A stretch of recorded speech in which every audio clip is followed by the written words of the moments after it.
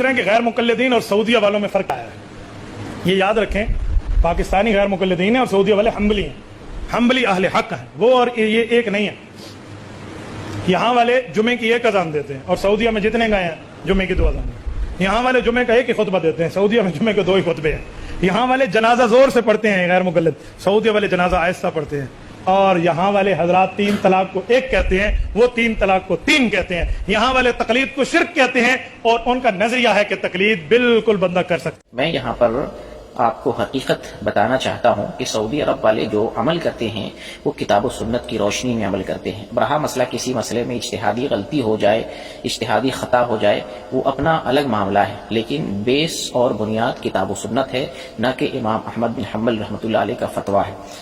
اس کے برخلاف حنفیوں کا معاملہ یہ ہے کہ وہ امام ابو حنیفہ رحمۃ اللہ علیہ کے فتووں کو بیس بناتے ہیں کہ اپنی زندگی ہم امام ابو حنیفہ رحمۃ اللہ علیہ کے قول کے مطابق گزاریں گے. اور یہ سراسر تقلید ہے، اسلام کے اندر اس کی گنجائش نہیں ہے. ہمیں اللہ اور اس کے رسول کی اطاعت کرنی ہے، نہ کہ امام ابو حنیفہ رحمۃ اللہ علیہ کی اطاعت کرنی ہے. رہ گیا امام حنیفہ رحمۃ اللہ علیہ ایک عالم دین ہے، امام احمد بن حنبل رحمۃ اللہ علیہ ایک عالم دین ہے، تو ہم ان سے علمی استفادہ کریں گے لیکن تقلید نہیں کریں گے. تو سعودی عرب والے تقلید نہیں کرتے ہیں، سعودی عرب والے کتاب و سنت کو بیس بناتے ہیں اور کتاب و سنت کی روشنی میں فتویٰ دیتے ہیں. یہی وجہ ہے کہ موجودہ جو مفتی ہیں یا سعودی عرب کے جو موجودہ علماء ہیں، ان کے بیانات پڑھیں، ان کے فتوے پڑھیں، ان کی کتابیں پڑھیں، ساری جگہوں پہ آپ کو ملے گا کہ وہ لوگ دلیل قرآن و حدیث کو بناتے ہیں. آپ کو یہ نہیں ملے گا کہ یہ بات ہم اس لیے کہہ رہے ہیں کہ امام احمد بن حنبل رحمۃ اللہ علیہ نے کہا، امام احمد بن حنبل رحمۃ اللہ علیہ کا یہ فتویٰ ہے یا ان کی کتاب میں ایسا لکھا ہوا ہے ہم اس لیے ایسا کرتے ہیں. یہ تو حنفیوں کا پیشہ ہے، یہ حنفیوں کا عمل ہے، ان کا نظریہ اور ان کی سوچ ہے کہ امام حنیفہ نے جو کہا ہے ہم وہ کریں گے. لیکن یہ سعودی عرب والوں کا ہرگز نقطۂ عمل نہیں ہے.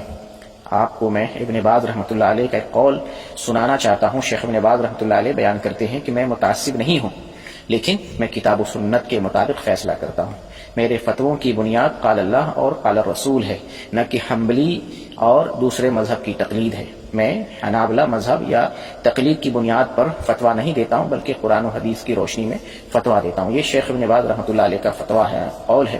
آپ اسی سے اندازہ لگا سکتے ہیں کہ یہاں پر جو کچھ ہوتا ہے وہ کتاب و سنت کی روشنی میں ہوتا ہے. یہاں کے مفتی کی بات ہو یا یہاں پہ جو فتویٰ کی کمیٹی ہے، ہیئت کبار العلماء یا لجنہ دائمہ، یا یہاں کے علماء جو کچھ فتویٰ دیتے ہیں، جو کچھ باتیں بیان کرتے ہیں، وہ سب کتاب و سنت کی روشنی میں ہے.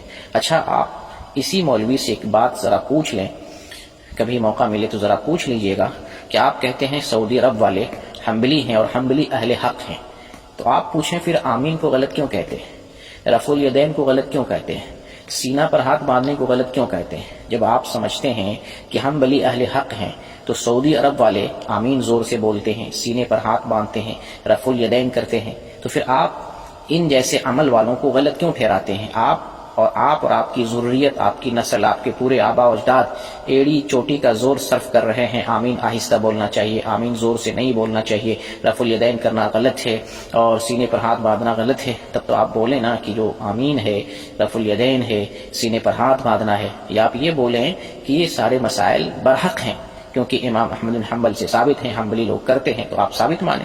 ان عملوں کو آپ صحیح کہیں. جب حنبلی کو اہل حق مانتے ہیں تو ان اعمال کو بھی آپ کو صحیح ماننا چاہیے. لیکن ایسا تو نہیں ہے. آپ کی پوری ضروریت، آپ کی پوری نسل، آپ کے پورے آبا و اجداد، پورے حنفی علماء اس زور میں لگے ہوئے ہیں، اس پر اپنی طاقت اور انرجی صرف کر رہے ہیں، کتابیں لکھ رہے ہیں کہ آمین زور سے نہیں بولنا چاہیے، رفع الیدین نہیں کرنا چاہیے، سینے پر ہاتھ نہیں باندھنا چاہیے.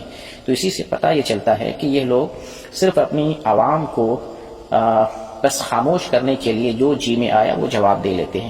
حق بات یہ نہیں بولتے ہیں، بس عوام کو وقتی طور پر خاموش کرنے کے لیے یہ لوگ جواب دیتے ہیں. اور جواب دینے میں کتنے ناکارے ہیں آپ اندازہ لگا سکتے ہیں کہ یہ سراسر جھوٹ بولتے ہیں، یہ بالکل صحیح نہیں بولتے ہیں. سعودی عرب کے اندر جو علماء ہیں وہ علماء کتاب و سنت کو فالو کرتے ہیں. یقین نہ آئے تو یہاں پر جتنے علماء بیان دیتے ہیں آپ سن لیں.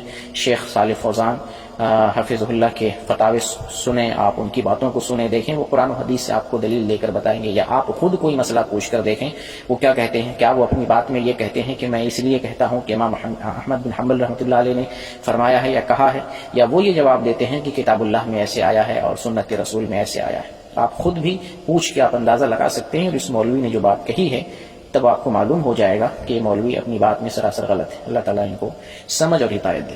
آمین.